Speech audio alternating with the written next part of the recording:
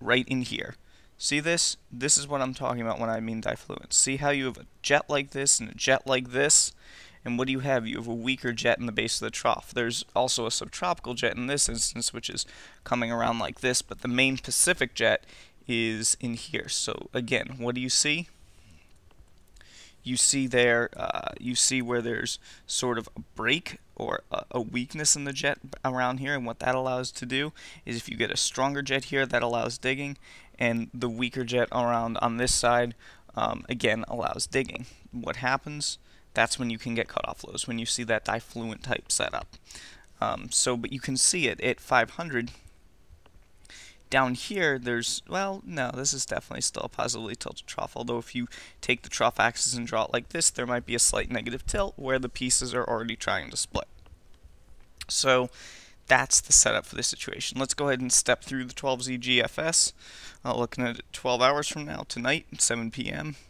Again, here's disturbance 1 out front. A piece of that even breaks off and really races out ahead, and you'll see that happen. But here comes the main thing digging around the backside, and that's why we're not getting a trough that truly cuts up to the west. And that's why what you've been seeing on the later GFS runs is you see one low takes a track like this, and then another low comes right up and follows it. That's why you're seeing that two low structures, because you do have two distinctive pieces of energy, one sitting right here and one sitting really back here.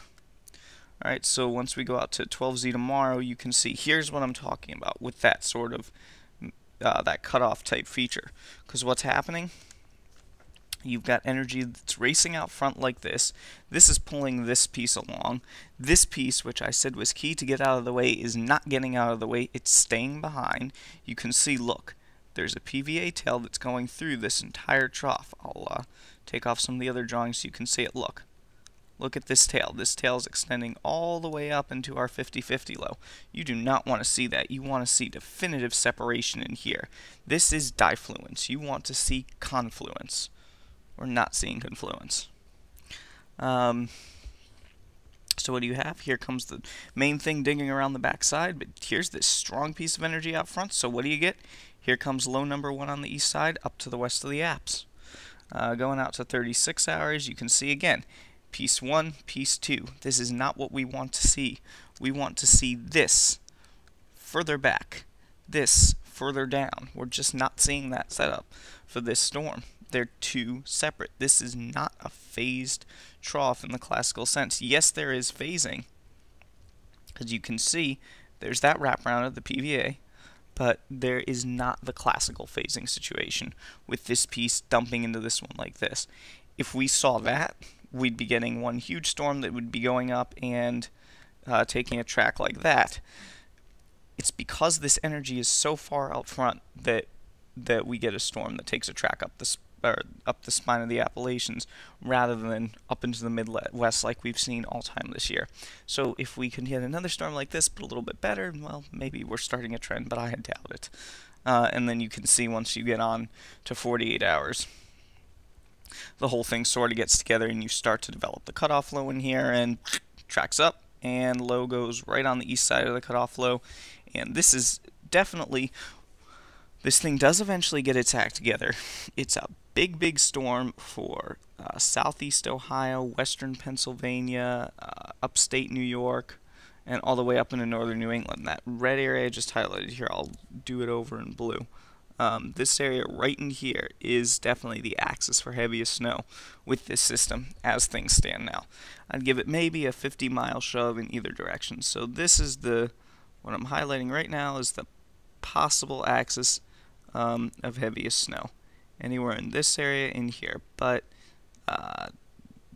best bet's definitely right in the center of that line. So that's the video update for today. Hopefully I'll do an update this evening. Sorry I wasn't able to do that before. I was just dog tired. This is going to be long. I'm noticing we're over 10 minutes, so I'm going to split this up into 2 pieces so YouTube doesn't freak on it. And you folks have a great afternoon and evening, and I'll see you either tomorrow or later this evening to discuss the situation. By the way, just a quick editorial note: I'm not going to be doing these videos every day. I just don't have the time for it. I'm only going to do it when there is a threatening weather situation somewhere in the country that enough people on this board pay attention to.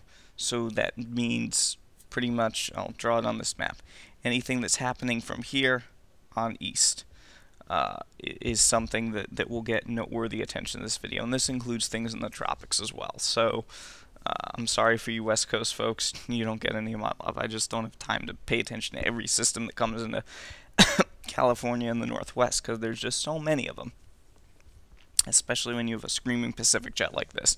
But anyway, I'll end the rant now.